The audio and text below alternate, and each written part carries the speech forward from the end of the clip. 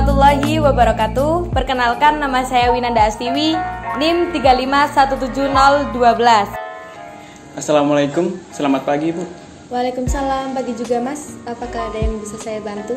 Jadi maksud kedatangan kita bertiga di sini, kita ingin mengadakan konseling kelompok Ibu. Oke, silahkan. Selamat datang di rumah konseling. Saya di sini sebagai konselor.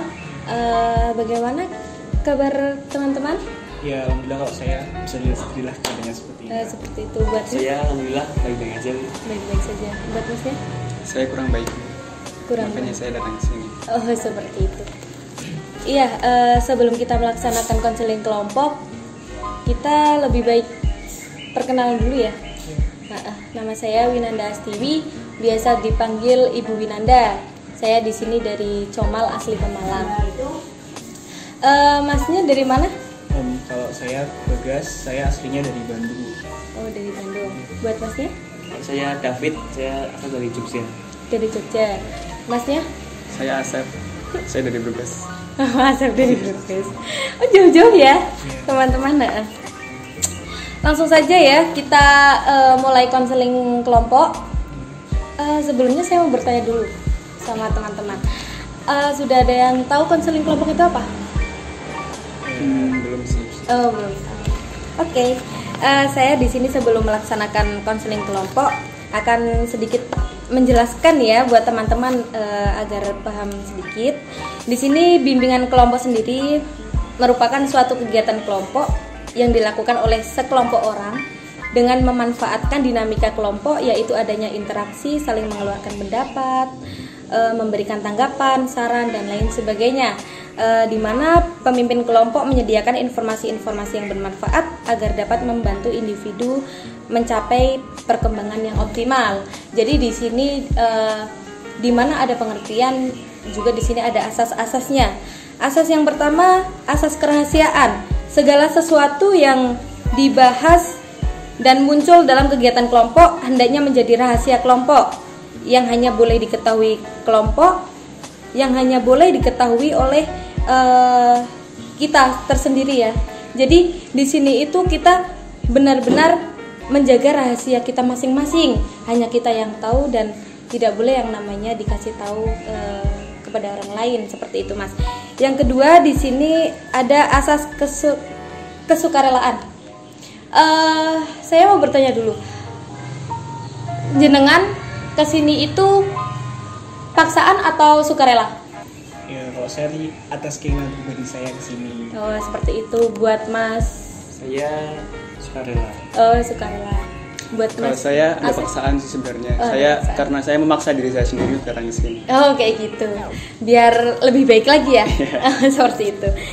Oke, dilanjut. Di sini ada asas keterbukaan. Asas keterbukaan di sini, keterbukaan dari anggota kelompok sangat diperlukan sekali ya, karena jika keterbukaan itu tidak muncul, maka akan terdapat keraguan-keraguan atau kekhawatiran dari kelompok dan mereka akan secara aktif dan terbuka menampilkan diri tanpa rasa takut, malu ataupun ragu, seperti itu. Jadi kita di sini saling terbuka aja, nggak usah yang namanya malu-malu atau bagaimana, karena kan hanya kita saja yang tahu, seperti itu ya teman-teman ya. Terus yang selanjutnya ada asas kenormatifan. Dalam kegiatan konseling kelompok ini, setiap anggota itu harus menghargai pendapat orang lain. Jadi kita itu tidak segan-segan mencerobot. Misal dari Mas Asep itu sedang menjelaskan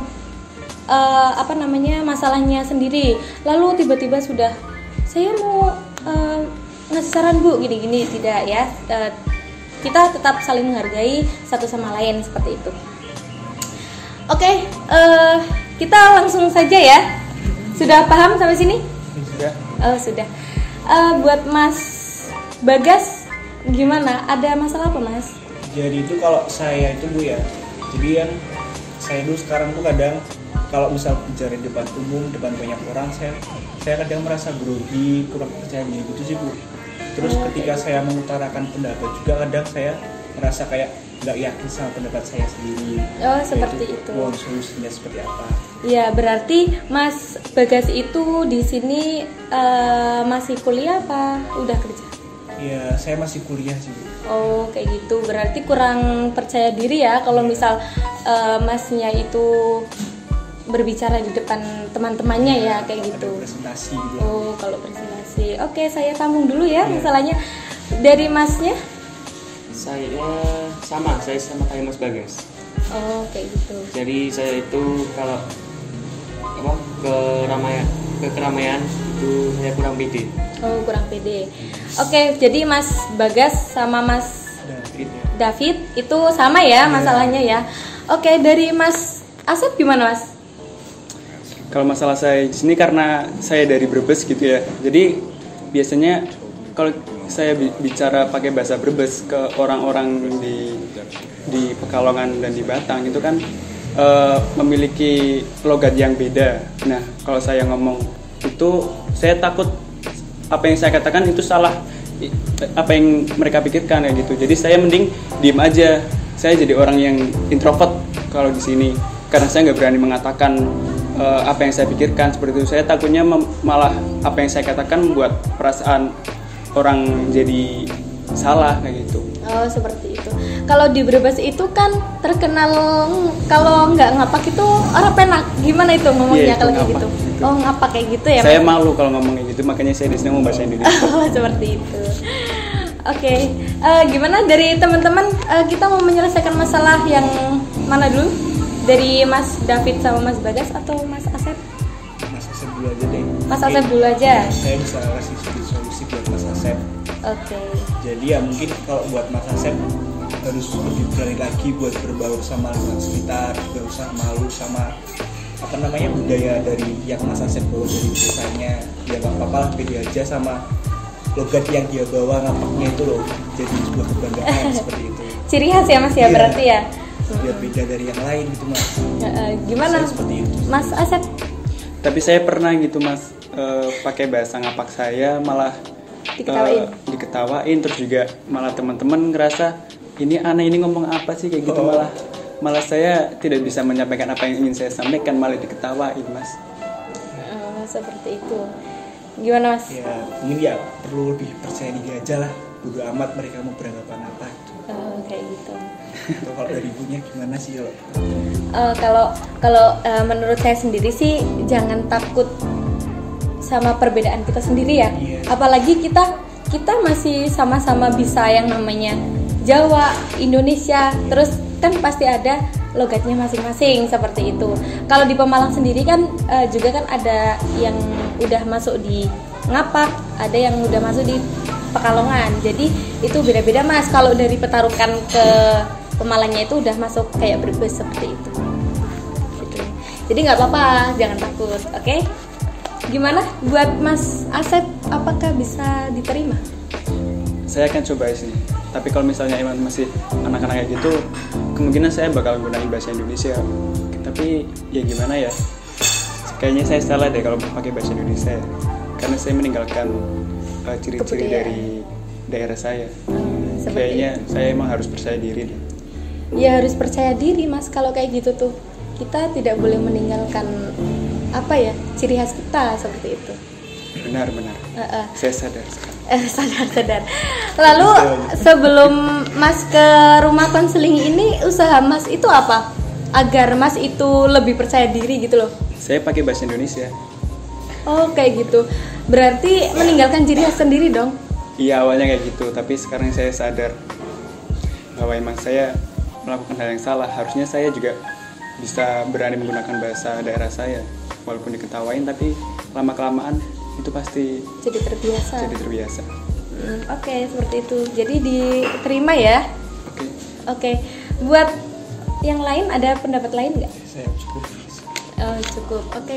Apakah Mas Asep mau berpendapat buat Mas Bagas sama Mas David? Yang tadi masalahnya apa?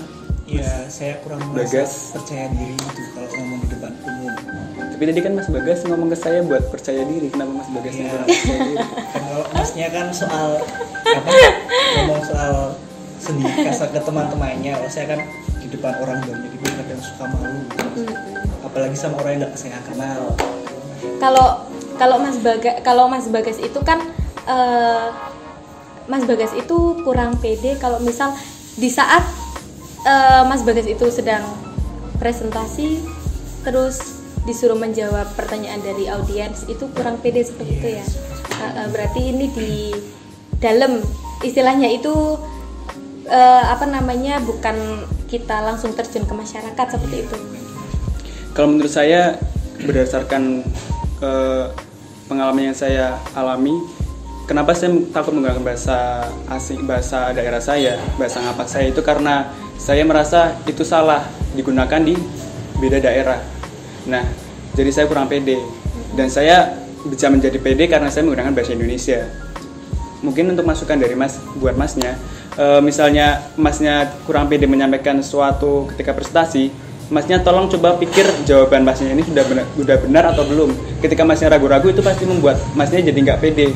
Tapi ketika kita emang Masnya yakin dengan jawaban Masnya, itu pasti bakal membuat itu pede. Nah, mungkin Masnya pernah ya diketawain gitu karena menjawab makanya nggak pede gitu. Iya, seperti itulah kurang lebihnya masalahnya. Nah itu, jadi mungkin yang perlu kita perbaiki lagi itu Masnya harus menguasai materi dari presentasi itu, Mas. Misalnya Mas mau ngomong di depan banyak umum pidato, ya Mas harus menguasai dari inti materi itu. Kalau presentasi ya belajar sebelumnya kayak gitu, Mas. Jadi kalau misalnya Mas mau mengatakan di depan umum, Mas udah pede, ada yang menyanggah, Mas juga udah pede untuk menjawabnya kayak gitu. Gimana Mas Bagas sama Mas David? Iya, bisa diterima sih masukannya. Bisa diterima Iya, ya? bisa dicoba lagi. Mas Oke. David, buat Mas David,